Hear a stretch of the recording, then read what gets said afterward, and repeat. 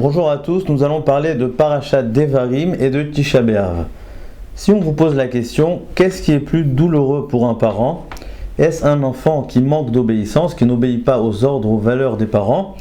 Ou alors les disputes incessantes entre les enfants, ou d'ailleurs pas forcément à l'âge enfant, même à l'âge adulte, malheureusement nous retrouvons des disputes, un manque de dialogue certaines fois. Qu'est-ce qui est plus douloureux? Le manque d'obéissance ou les disputes entre les enfants? Dans notre paracha, la paracha Devarim, nous retrouvons les deux fautes essentielles qui ont façonné l'histoire de notre peuple, à savoir Chet HaEgel et Chet HaMeraglim, donc la faute du veau d'or, et celle des explorateurs. Et si on pose la question, quelle est la faute la plus grave, la plus dramatique, la plus importante, le Hegel ou les Meraglim?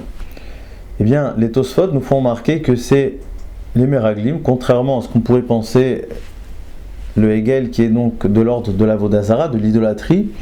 Eh bien, Tosfot nous fait remarquer que si la faute du veau d'or a mérité le pardon, eh bien celle des explorateurs n'a pas véritablement été pardonnée. Comme nous le savons, après la faute du veau d'or, nous avons mérité le Mishkan, le Mikdash. Or, la Meraglim, la faute des Meraglim, des explorateurs, a entraîné la destruction des deux temples. Donc nous voyons clairement ici que la faute des Meraglim, des explorateurs, est bien plus grave.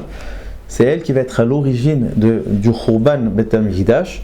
Comme nous disent les sages, la fameuse Bechia, le pleur que les Béné Israël ont eu lors des Meraglim, eh bien Dieu leur a dit, vous avez pleuré pour rien, vous pleurerez pour l'éternité. Il s'agit donc des destructions des deux temples.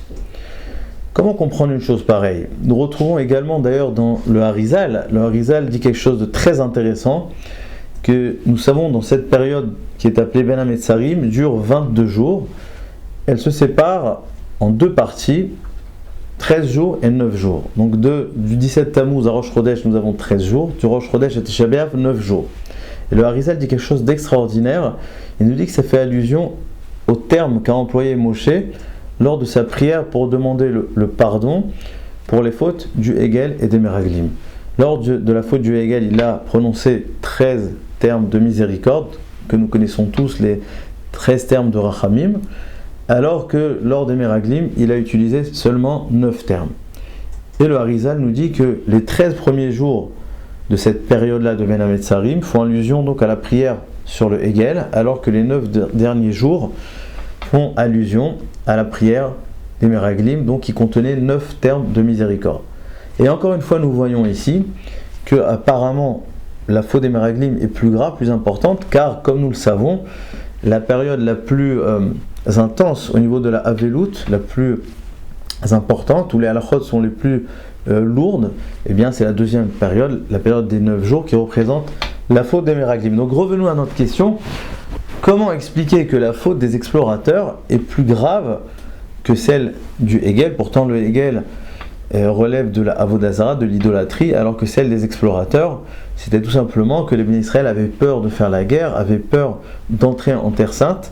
Donc comment expliquer que cette faute est plus grave que la faute du Hegel? Avant de répondre, j'aimerais citer un Talmud Yerushalmi qui donne une très belle image sur la destruction des temples. Il nous dit que le premier temple, c'est le retrait du toit. Ça symbolise le retrait de la toiture, alors que la destruction du deuxième temple, c'est le retrait des murs jusqu'aux fondations, comme il est dit dans le verset Haru Adayesod, détruisez jusqu'aux fondations. Alors qu'est-ce que cela veut dire? C'est bien entendu une image. Comment comprendre que la destruction du premier Beth HaMikdash, on parle de la toiture, alors que dans le deuxième Beth HaMikdash, le Khurban est symbolisé par la destruction des murs. Quel est le sens des murs, la toiture? Qu'est-ce que tout cela veut dire? Il y a un Beth HaLevi qui propose une idée très intéressante. Il nous dit que le premier temple a été détruit pour la raison du Chet HaEgel, de la faute du veau d'or, alors que le deuxième temple a été détruit pour la faute des Meraglim, des explorateurs. Donc en vérité, ces deux fautes que nous avons citées sont à l'origine des deux Beth HaMikdash respectivement. Donc le premier face à la faute du Chet HaEgel, le deuxième pour la faute des Meraglim.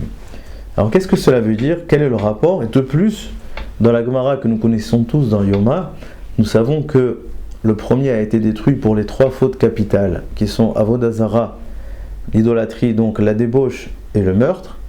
Or, le deuxième, comme la Gemara dit, pourtant les Béné Israël faisaient les mitzvot, faisaient du chesed, il a donc été détruit pour sinatrinam, la haine gratuite. La Gemara va même jusqu'à dire que la haine gratuite est presque plus grave que les 3 fautes capitales de notre tradition.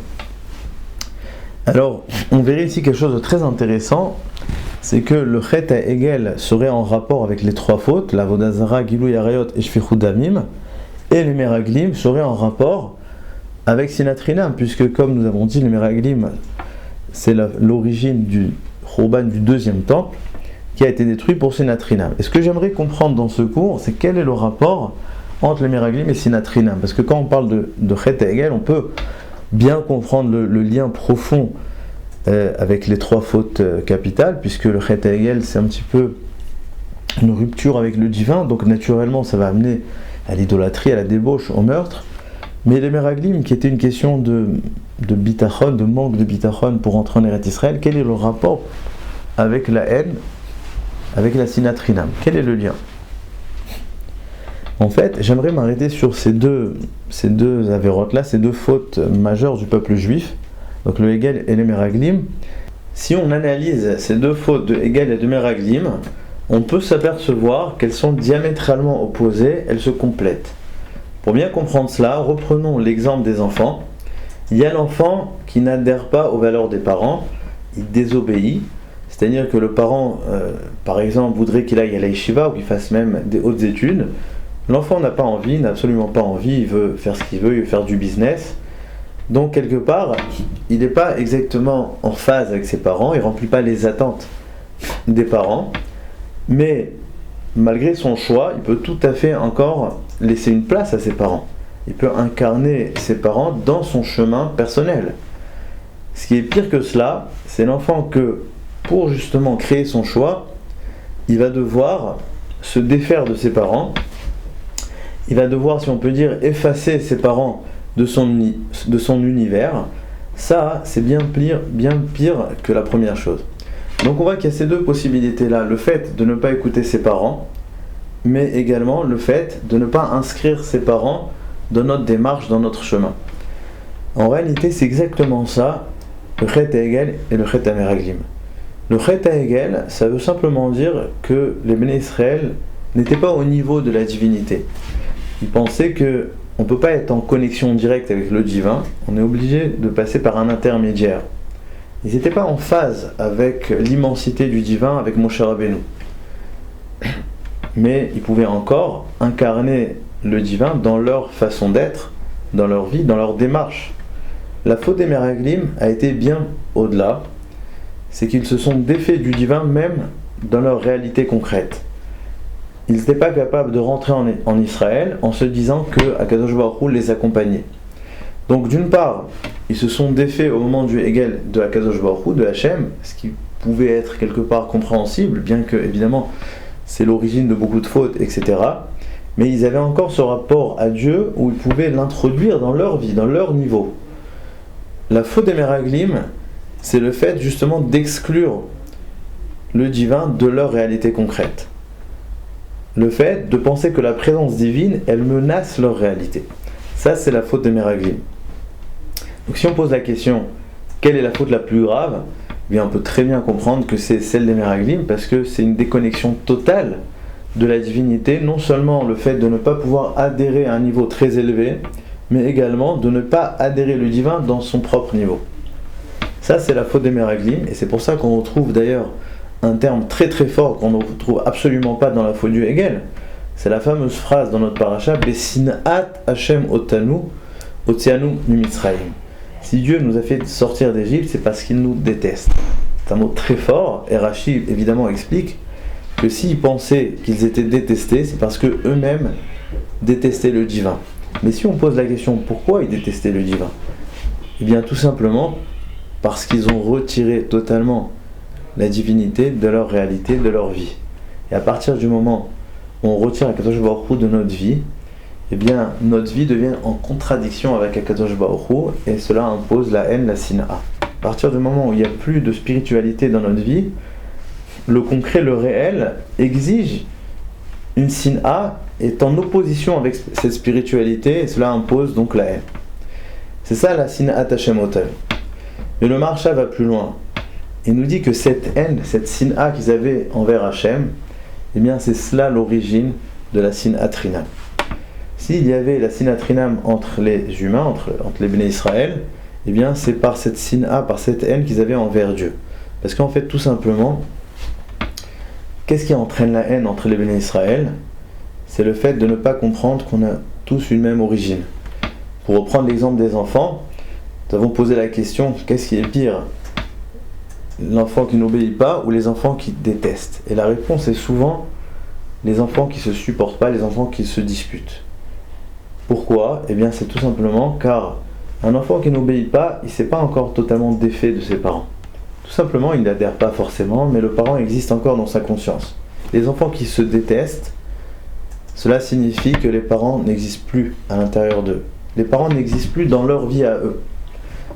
Comme Yehuda dit lors de la dispute avec Yosef, il dit Kulanu bnei shechad nachnu. La seule chose qui peut réunir des frères, c'est cette conscience que nous avons un seul père, un même père, et évidemment un même Dieu. À partir du moment où il y a des disputes, c'est non seulement qu'on n'adhère pas aux parents, mais même là où nous nous trouvons, nous ne laissons plus aucune place aux parents. C'est pour cela que la faute des Meraglim est bien plus importante que celle du Hegel, parce que c'est non seulement le manque de connexion à quelque chose de très élevé, mais c'est également, inversement, se défaire du divin, même là où nous nous trouvons, même dans notre niveau, le fait de penser que le divin il ne peut pas être en phase avec le niveau où l'homme se trouve. Ça, c'est la faute des Meraglim. La faute des Meraglim, c'est donc de ne pas laisser pénétrer le divin dans notre réalité, et naturellement, l'ego prend beaucoup trop de place, les différences entre les humains s'intensifient, et naturellement, il y a la sin'a trinam, la haine gratuite. À partir de cela, on peut comprendre l'image du Talmud Yerushalmi qui nous dit que la destruction du premier temple, c'est le retrait de la toiture, et celui du deuxième temple, c'est l'éradication des murs. La toiture, c'est notre rapport vertical, notre rapport avec le divin. La première destruction, c'est celle où on s'est éloigné du divin, on n'était pas en phase avec Akadosh Baruch Hu, donc c'est le retrait de la toiture. Le deuxième Beth Amikdash va bien plus loin. Son origine, c'est la faute des Meraglim, c'est la dimension horizontale. Les murs, c'est ce qui représente l'horizontal, le social. C'est justement le fait de se défaire du divin, même dans notre réalité, et ce qui entraîne naturellement la sin'a trinam, la haine, le fait qu'on n'est plus capable de s'unir. Ce que nous retenons, c'est que même si nous avons perdu ce rapport direct avec le divin lors du Khurban du premier Beth Amikdash, eh bien il y a une autre possibilité de construire le Beth Amikdash, c'est par le rapport horizontal, par la Hardout, par l'union du peuple.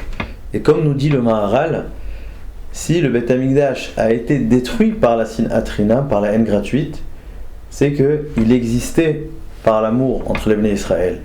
Et donc, la seule façon pour nous de reconstruire le Beth Amikdash, c'est en rajoutant de la hardout, de l'amour, Be'ezrat Hashem, que nous soyons zochés très prochainement de la venue du Beth Amikdash et de la Geoula Shlema.